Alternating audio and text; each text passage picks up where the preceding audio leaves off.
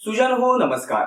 आविष्कार arts and creations प्रस्तुत रविवारची गोष्ट या सदरामध्ये अमोल वागचे तुम्हा सर्वांना सप्रेम अभिवादन.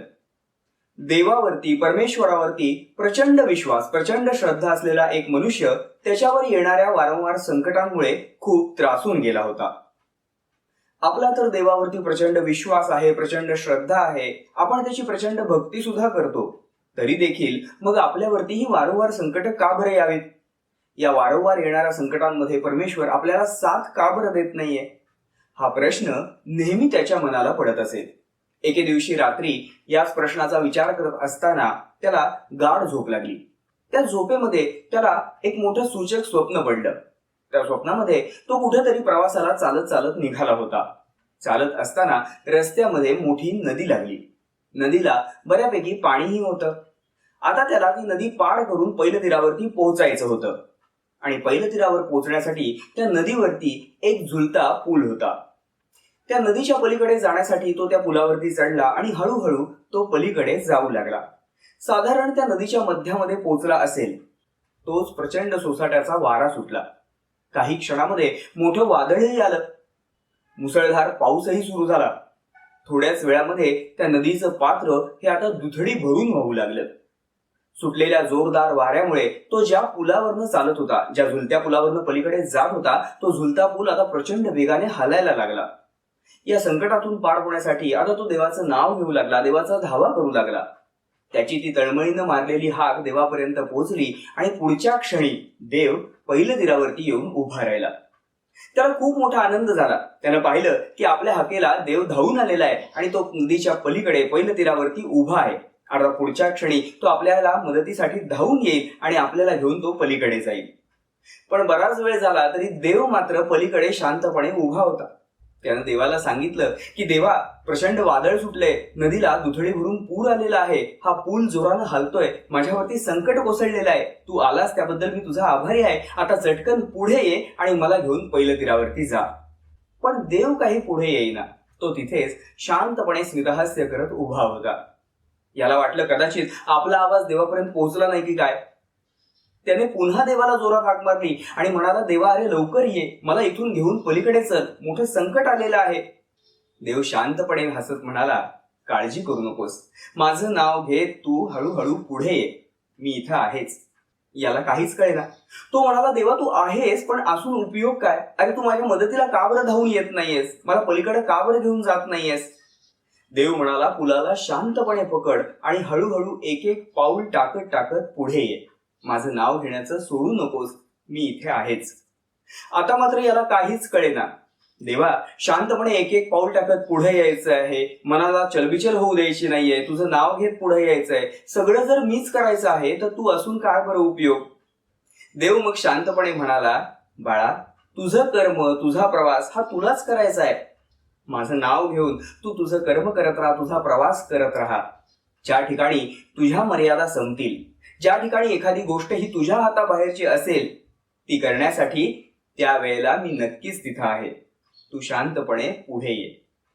त्याला खूप दुःख झालं. नेहमीप्रमाणे जेव्हा संकट येतं त्यावेळेला देव आपल्या मदतीला धावून येत नाही, तसा आज देखील तो धावून आला नाही. याचं त्याला फार वाईट वाटलं. पण तरी देखील देवाचं नाव घेऊन हळूहळू एक एक पाऊल टाकत त्या पुलाला धरून तो पलीकडे येऊ लागला. कधी एकदा हा पूल पार करतो आणि पलीकडे जाऊन देवाला विचारतो की देवा, नेहमी तू असं का बरं करतोस? माझ्या संकट समयी तू धावून का बरं येत नाहीस? मला मदत का बरं करत नाहीस? हा प्रश्न त्याला आता देवाला विचारायचा होता. देवाचं नाव घेत घेत हळूहळू एक एक पाऊल टाकत टाकत त्यानं तो पूल पार केला आणि आता देवाला जाऊन तो प्रश्न विचारणार. इतक्यात त्यानं समोरचं जे दृश्य पाहिलं त्या क्षणी त्याच्या डोळ्यामध्ये पाणी आलं. आलेल्या त्या मोठ्या वादळामुळे, सुटलेल्या त्या प्रचंड सोसाट्याच्या वाऱ्यामुळे नदीवरचा तो झुलता पूल पलीकडच्या बाजूनं केव्हाच उखडला गेला होता. आणि तो पूल पडू नये म्हणून तो पूल देवानं त्या बाजूला धरून ठेवलेला होता. तुझं कर्म, तुझा प्रवास हा तुलाच करायचा आहे. ज्या क्षणी तुझ्या मर्यादा संपतील, ज्या गोष्टी तुझ्या हातात नसतील, त्या करण्यासाठी मी सदैव तिथं उभा आहे. हे देवाचं म्हणणं नक्की काय होतं, त्याचा अर्थ काय होता, हे त्या क्षणी त्याच्या लक्षात आलं.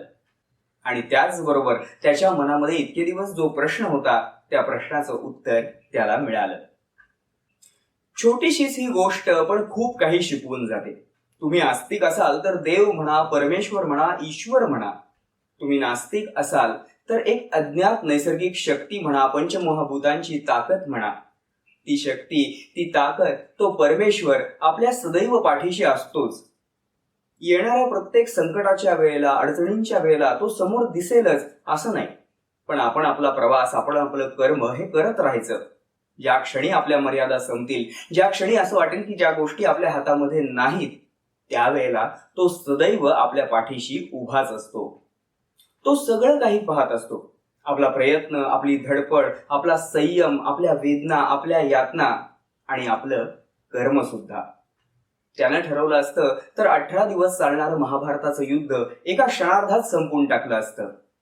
पण ते कर्म हे अर्जुनालाच करायचं होतं, म्हणून तो केवळ आणि केवळ अर्जुनाच्या पाठीशी उभा राहिला. करता करविता हा तोच असतो, पण कर्म मात्र हे आपल्यालाच करावं लागतं.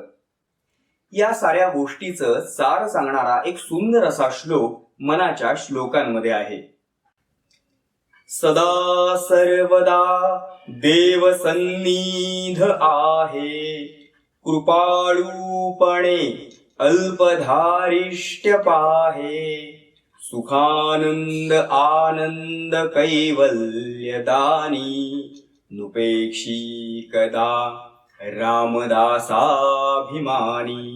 जय जय रघुवीर समर्थ. रविवारची ही छोटीशी गोष्ट तुम्हाला कशी वाटली हे कमेंटमध्ये आम्हाला नक्की कळवा.